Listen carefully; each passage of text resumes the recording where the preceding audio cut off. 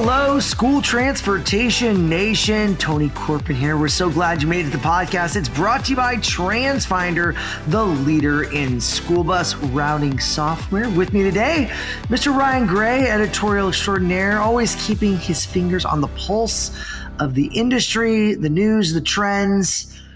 We're so glad you're here, Ryan. Thank you so much, Tony. It's always good to be here. Good to be needed. You hear that enthusiasm, Ryan? Enthusiasm. I feel it. Let's do it, buddy. All right. Great episode in store for you. We got lots of news and information. So what are our top headlines for today, Ryan? What's going on out there in pupil transportation? Well, a lot of focus on the U.S. Supreme Court right now. We have an article, of course, with President Donald Trump now back in the Oval Office.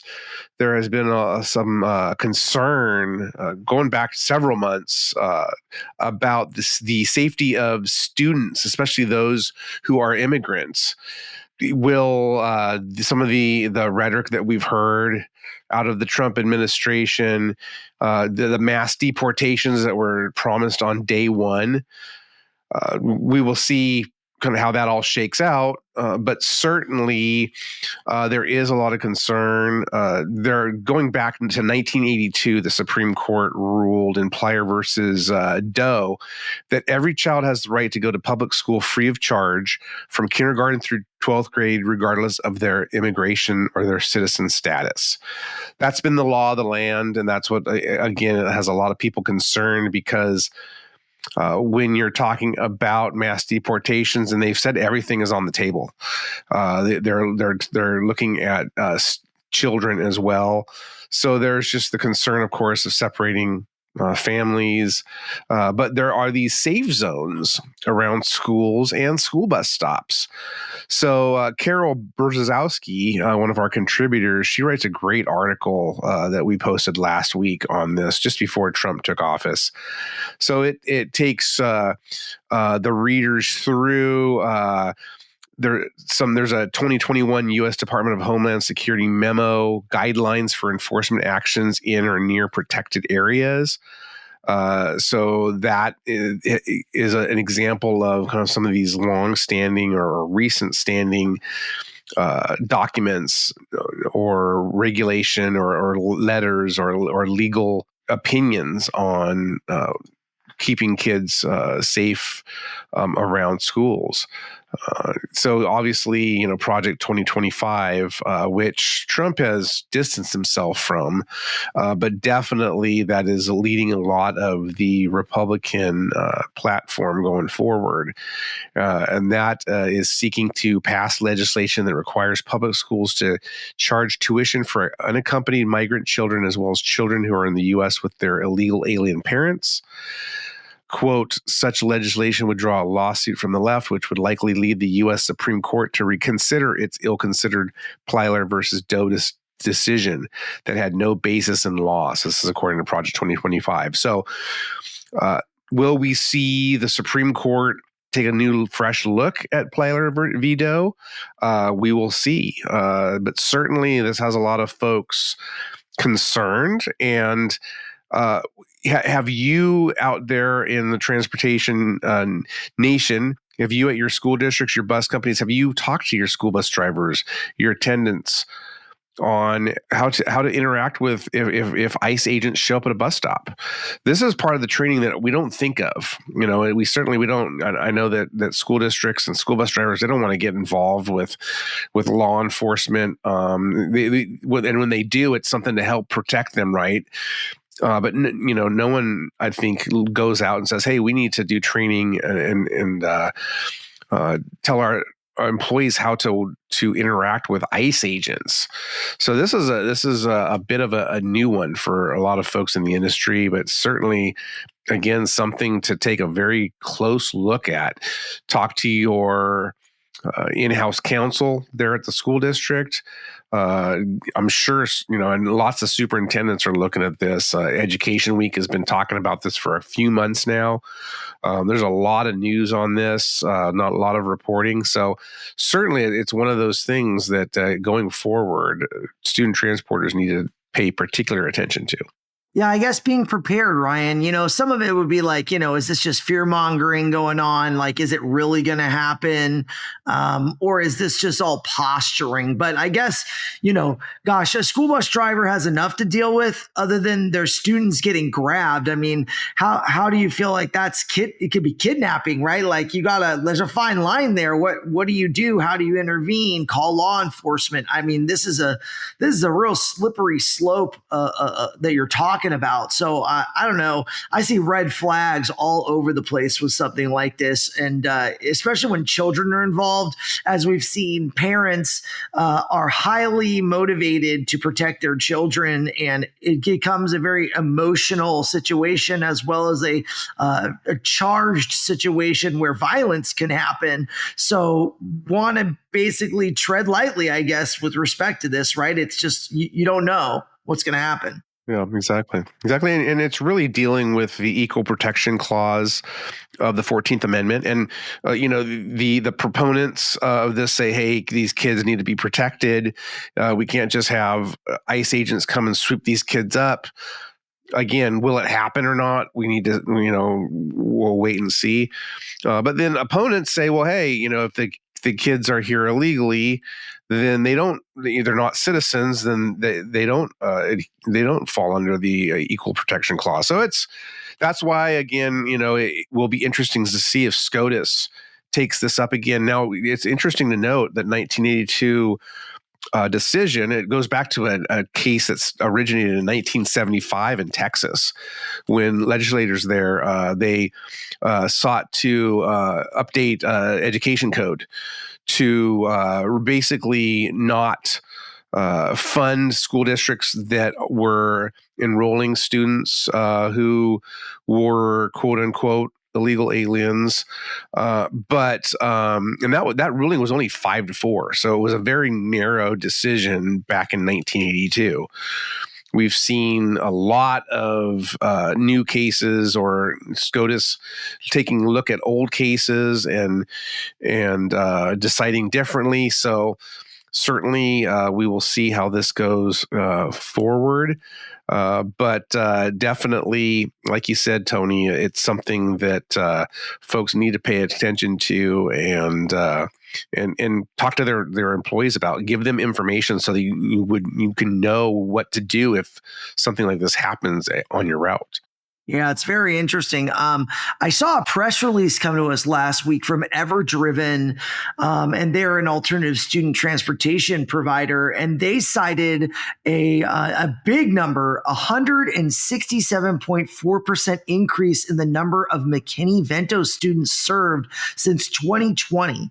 So I guess that number is looking at based on their 2024 annual homeless assessment report.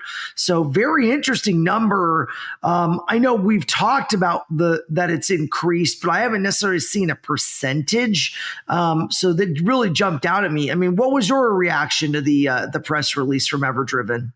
Not surprised. Certainly, homelessness has been increasing across the board. And the federal stats show that every year we're seeing more and more students, more and more people who are homeless, who are being tracked. I know it's a very big issue and that it's going to be a topic we're going to address at STN EXPO East in Concord, North Carolina in a couple months. We have our old friend Barbara Duffield from Schoolhouse Connection. She that nonprofit organization based out of DC, that's what they do is they work on education for students who are homeless, and there's that large transportation aspect to this. So certainly, when I received this, I sent it straight off to Barbara. But we had been talking about the rise in all of these non-school bus services that we've been talking about ad nauseum for the last several years. And these business models exist largely because of the increase in students who are homeless. So it's going to be a great conversation that Barbara and one of her associates are going to have. It's going to be coming up in March, again, Concord, which is right outside of Charlotte. Very, very timely, Tony.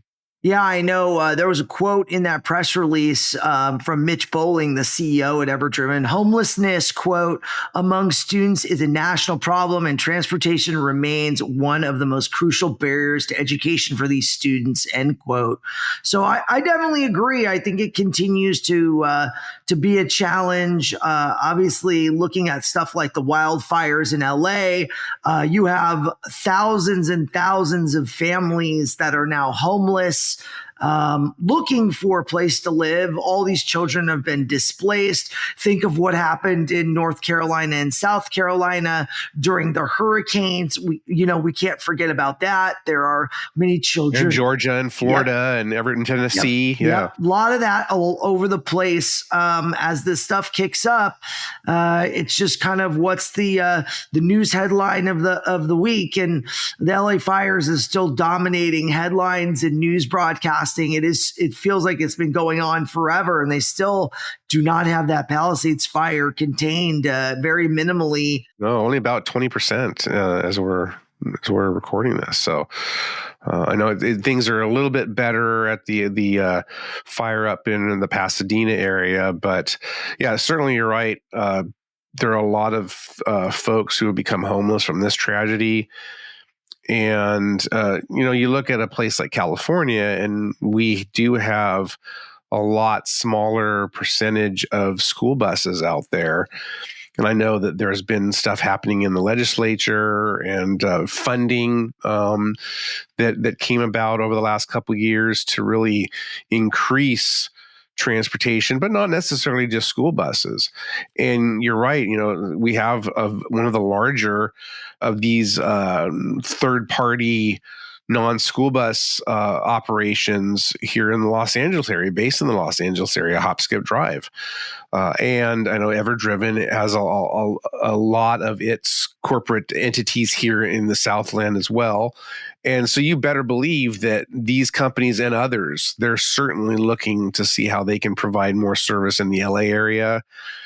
And it's just, it's a shame, but it's one of those necessary things that these kids are going to need to get to school. And that's not even to talk about in the Palisades. So some of those schools have burned down. They don't even have a school to go to. So it's just a lot there to chew on, and a lot there that still needs to be figured out. But certainly in terms of that Everdriven stat of 167%, at least I think it was 167.14% increase, not surprising at all. Yeah, I had spoken to a person at Zoom who does a lot of transportation for LA Unified, and they said that everything was running as normal. They were not necessarily interrupted other than the school closures. So, private fleet contractors are there.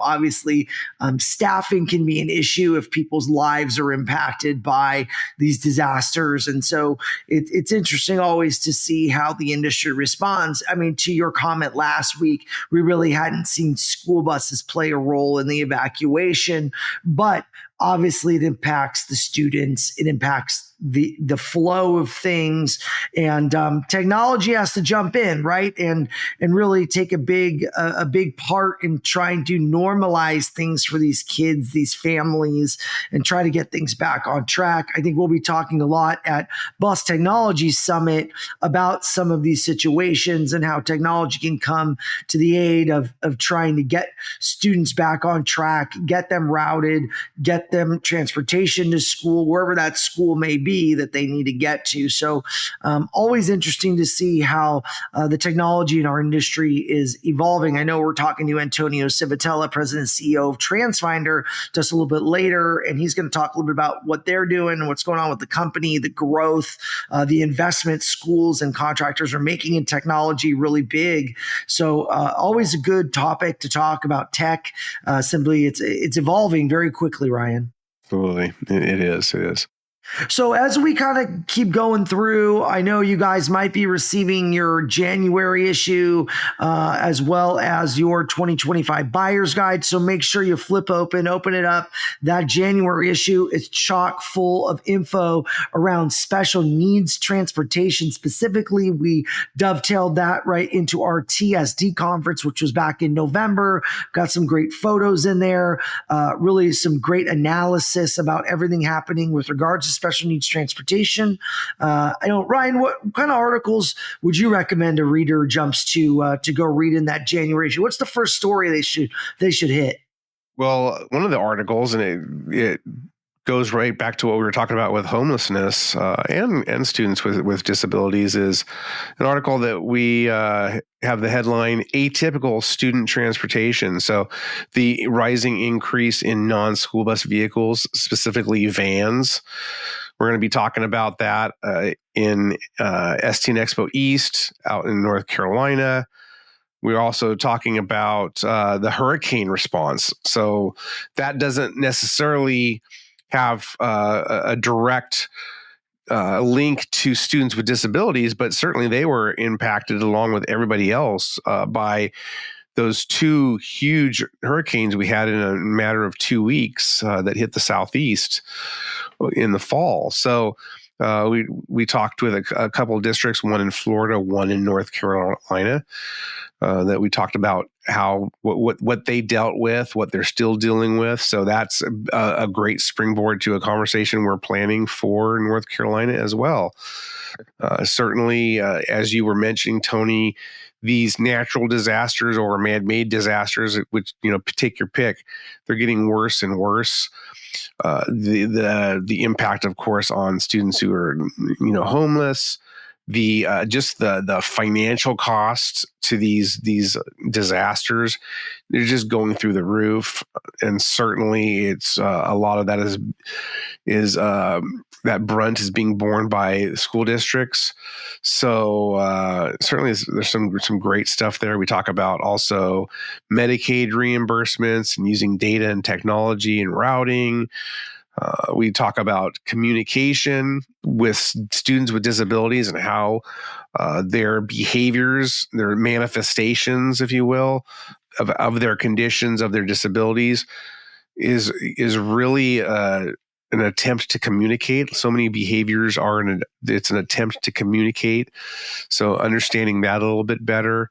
And we have a great a recap in photos as well from TSD. So a lot there to check out. Yeah, I know, Ryan. Really great stuff. And we also have that 2025 buyer's guide, best of 2025, a lot of products, a lot of analysis. I know we recap a lot of the surveys we've done over the year in 2024 to kind of provide a bit of analysis from our conferences, give people a sense of what people want to buy. What are those top items? What's the most important thing or priority for school transportation operators? So it's always good to see what your peers are buying. Not surprising, technology topping the list, but also, diesel school buses still at the top, Ryan. I know we talk a lot about alternative energy, but diesel continues to rule the roost. I know clean diesel is on the horizon, and we keep talking more and more about renewable diesel, but it's one of those things we constantly see evolution. I know we've been prognosticating with the change in the administration. Are we going to see a lessening in regulations from some of these bodies like CARB that are going to roll back some of these really aggressive environmental regs on OEMs? And, it's like a teeter-totter, right? If you're Cummins and you're trying to manage expectations of CARB, you're engineering these equipment to meet these expectations. So if they walk it back, Cummins doesn't necessarily just stop engineering. They've already eaten the cost. They just keep going, I assume. So it'll be interesting to see how the industry reacts if they do make it official and kind of repeal some of these regulations, or maybe it's just all posturing. I don't know. No, California, the California Air Resources Board, they are dropping their pursuit of their advanced clean fleets rule. So in terms of school buses, school buses don't fall directly under those, but it's really going to be a domino effect where I think the writing on the wall is CARB saying, hey, if we move forward with this stuff, the Trump administration is not going to allow it. So I think it's a breath of relief from a lot of the engine manufacturers. So certainly anytime that you're mandating, and that's been the issue is when you're mandating this move to electric or zero emissions where it doesn't make sense for everybody, that's what has really caused a lot of problems. And it'll be interesting to see what happens with EPA Clean School Bus. I mean, we know that they already and it's passed now, but they extended by a few days the application window for the 2024 rebate. Was that because of lack of applications? We don't know. We'll hear more as that rolls out over the spring. But certainly, the writing is more than on the wall. That things are shifting, and in fact, we got an email from our friends over at the Advanced Clean Transportation Expo, the ACT Expo, that we're a media sponsor of. They have that really large conference and exhibit each spring, and I think though they're indicating that it's a historic time right now. That folks are really looking for guidance more than ever because of the changing political winds.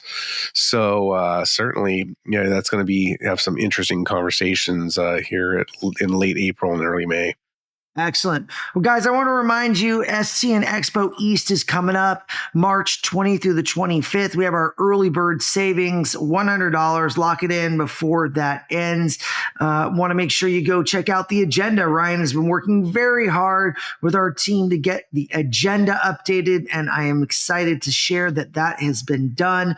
So go to the STN EXPO website, stnexpo.com/East, and we'll get you taken care of, get you registered, and you can check out all the great classes and networking events we have lined up for you. Charlotte Motor Speedway will be out there doing tech demonstrations.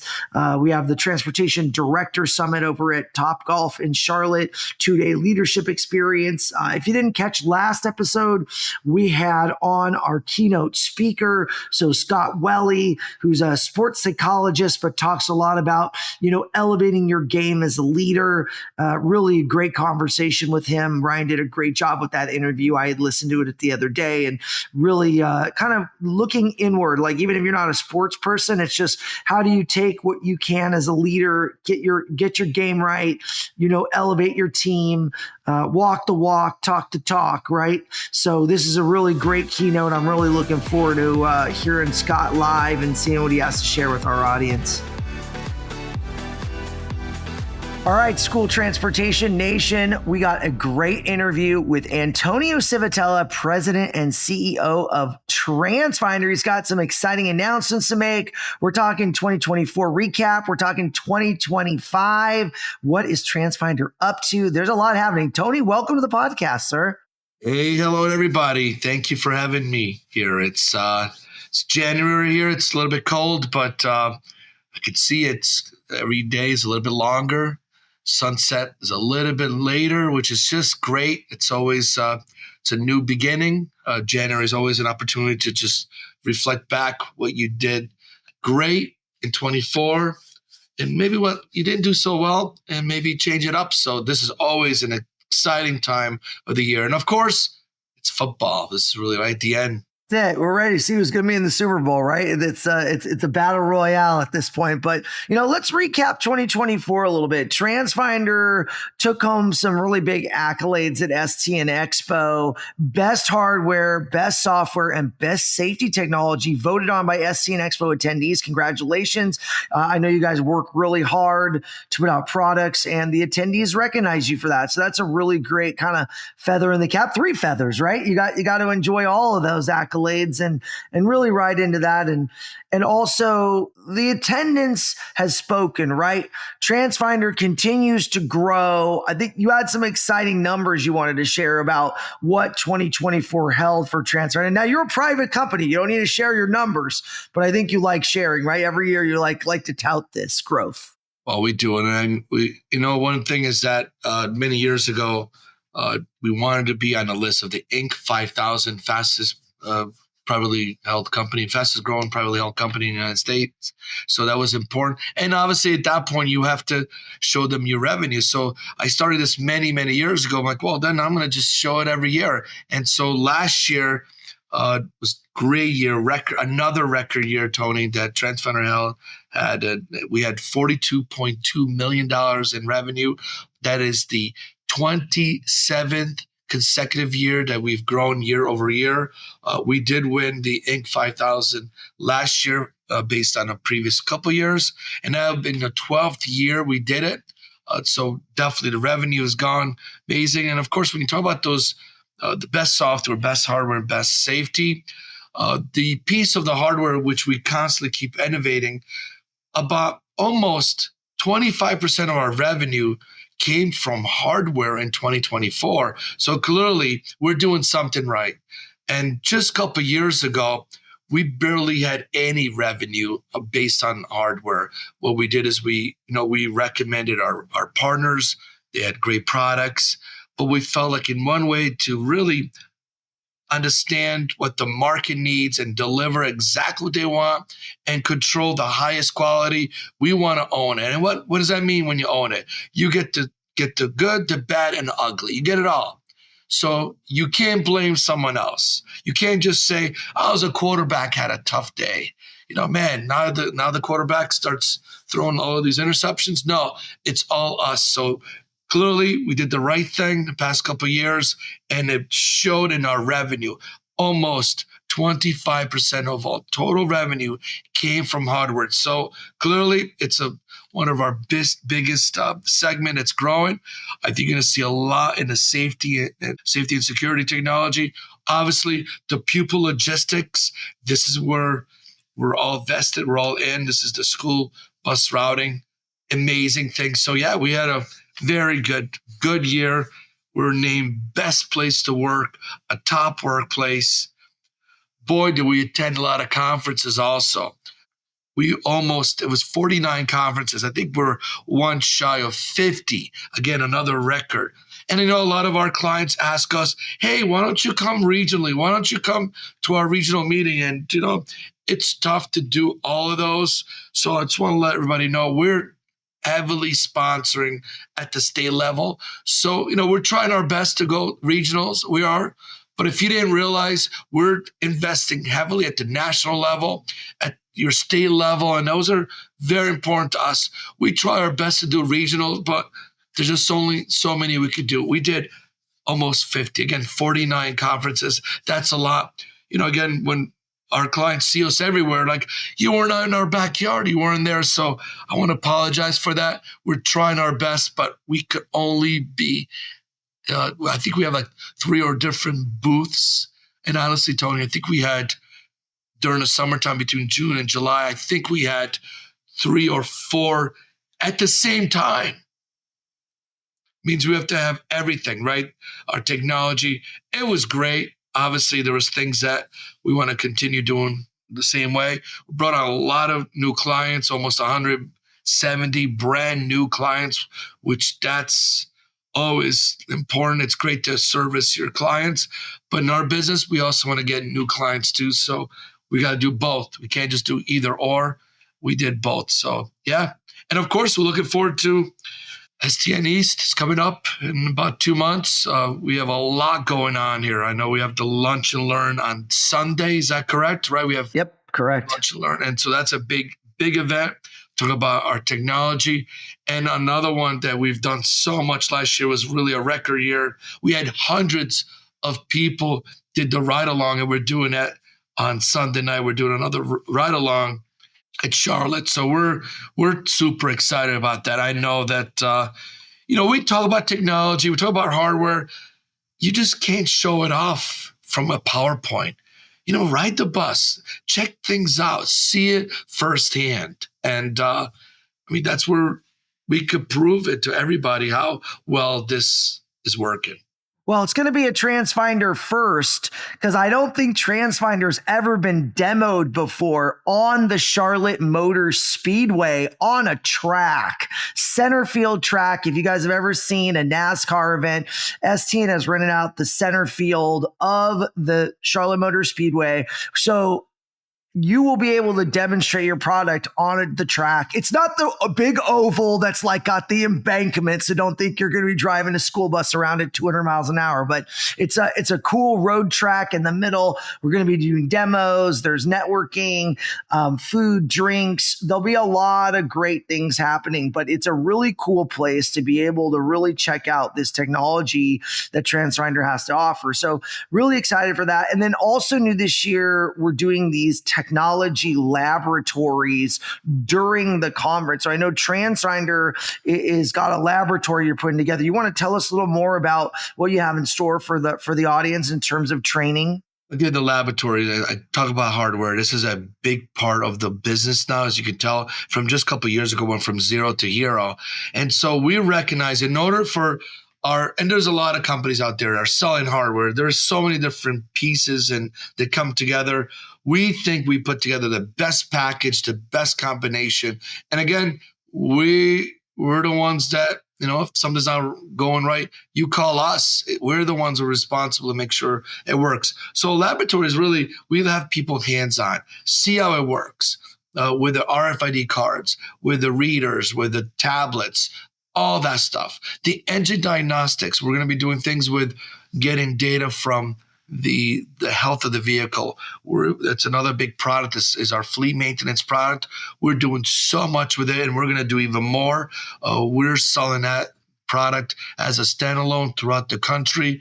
So we want to make sure that, yes, you could enter defects and do inspections, but my goodness, why not let the vehicle tell our software that there's an issue? Maybe there's a low battery, which means, well, it's has enough charge to tell our software it's low battery, but we know that at that level, you're not going to be able to start it in a couple hours from now. So that's the type of things that saves time. The last thing you want to know is you get in your car or your vehicle and your bus, you turn it on and it doesn't turn on. Well, wouldn't it have been nice to know in advance while we're sleeping that there's a problem with that vehicle? And that's the type of things that we want to make sure we really go nuts with. And that's the laboratory. It's hands-on. You see what I mean. Right now, are you talking about Service Finder? Is that the product you're talking about? That's right. Service Finder. Excellent. I know Zach on your team has come to STN EXPO and done some really great trainings. The rooms have been absolutely packed to the gills. I think when you offer the coffee and donuts, they come running, but also some great training to be had as well. And I think we're offering that as well at STN EXPO East. So you guys, we're keeping you busy. Your team is going to be quite busy doing a lot of training, getting the attendees up to speed on all the latest technologies and opportunities to kind of keep their fleet healthy, as well as optimization, ridership. There's just a lot there to take in. And it's very interesting, Tony, to see the growth of the company. Can you give me a sense, how many clients does Transfinder have? Do you know what that number is, Brian? I'm putting you on the spot, so. No, we every time we do the math, it keeps changing, of course. We do lose some clients that realize, maybe it doesn't work for me. So they put a pause, and some of them do come back. I mean, we do have competition. Some of our clients have gone to our competitors, and of course we get them back. But as long as we have a net, right? We brought in 168 clients. Obviously, we have netted. So we're close to 2,500. That number it seems to be steady. So now we're looking at, so those are clients that are using our routing, right? But we're looking at, there's a lot of clients that don't use our routing software. They're just using fleet maintenance. There's also a set of clients that are only using field trip products. And now as we're getting into the safety, so therefore, we're really going to have to start using a different units, right? We have routing is clearly the biggest part of the company, and we're always going to talk about routing clients, but I think we're going to have to start having some other statistics, right? It's not just routing clients, fleet maintenance clients, and we are investing heavily in that product, and again, we want to be the company that does all in one. You're not buying a third party. And there's a lot of companies out there that have just fleet maintenance, great products out there, but then they don't integrate with your routing system. That's all our concept is, that everything integrates together. So what do you think the total effect is on the student population? How many students is Transfinder routing out there within the 2,500 clients? Not everyone's using routing, but for the most part. I would say between 8 to 9 million. And last time we checked is about 1 out of 3 students that is using a school bus is using our technology. Wow. So that we're at that level. So we're at that level. And I'll tell you the biggest part, because of hardware, because we're really managing the experience, Tony, managing experience is that less friction to get up and running, easier to use. Also, it just works. Sometimes it's just as simple as it just works. We're close to 1 million parents are using our parent app every single day. Over 50 million notifications. Actually, I think 58 million last year that we send out that many notifications to parents about whether it was a bus substitution or the bus is coming near your house. That's a lot of notifications. And so we want to make sure that when we get involved, we don't just put our toe in the water. Clearly, we made a decision a couple of years ago. We're going to go all in with hardware. Listen, we still recommend other companies, especially if you already have a vendor that we work with. Don't throw it out. Keep it. Makes sense. But if you have nothing and you have a decision, we're going to talk about what our package looks like. And this is where when we get our mind set to it, we do nothing but the best. Absolutely. That's really exciting. So talk to me as well. I know you guys do a big users conference every year. I typically try to come out and support. I think this year you've selected Nashville like a week or two after STN EXPO East. So you guys are testing your hand at a different location. Talk to me about what's going on at ACS, the annual client event. Well, this is the biggest one ever. We want to make a destination, and we love going to Texas. We also have done it here in Albany, New York. Those are great locations, a lot of fun things. We were in San Antonio last year, and that was all of it. In Texas, great destination. We're experimenting, right? Will our clients come to Nashville? Clearly, we're talking about significant amount of courses, hands-on laboratory, tons of ride-alongs. I mean, tons of opportunity to share ideas, a lot of panel discussions. So it's going to be full of just so much. We're trying something new. We want to have a destination. We know that, budgets are tight. And if you could justify, going someplace, I think it makes sense. We know that the value, and every client has been there, they know the value that, wow, I thought it was just going to be a lot of training. I was going to come back with a lot of cool tips and tricks. Yes, I got that. But wow, now I got some new people I could call, get some new people in the industry that I could have conversation with that share the same pain. Wow. I thought it was only me. I thought it was only me had those pain at my school district. I just met about a dozen other directors. They're my peer that now I could keep in contact and have conversations. And Tony, I'm sure a lot of your attendees say the same thing, right? They get to mingle. You create an environment to make sure they're not just sitting in a classroom and then go on to another classroom. If there's no time for them to mingle, you only get so much out of it. And we create a massive social events and multiple to make sure that they're mingling, and we encourage them to. It's almost like the speed dating, right? Get to know everybody. Though you shouldn't get to know us. I know who's your service reps, your account managers, but get to know your peer. And that to me has always been great. Awesome. And I know we work closely with Transfinder on everything. So we're really looking forward to hosting you guys at STN EXPO East, which is March 20th through the 25th in Charlotte, North Carolina. What are the dates for your client ACS event, just so we can share that with our audience? Well, this year's ACS, which is our annual client summit, is on March 30th and through April 2nd. So it's going to be great. It starts in the weekend, goes right into the 2nd of April. It's going to be packed of so much stuff. Great fun. A lot, again, the networking is where I think most of our clients get out of. But you're going to get to know us. And what we do is we talk about our future, where we're going. And personally, that's the part that the team puts me in front of our clients. It's a session called Glimpse into the Future. And there's a lot of cool ideas that whether we got from our clients, from our team, and also just something that we just want to innovate. And some of those things are crazy ideas that we're still trying to figure out. We told our clients a few years ago we would do it. Well, how's it look? But some were so awesome, we immediately implemented. And that's really what our client came back to us like, wow, we thought you were just kidding. You were just having fun with it. You built that? Wow.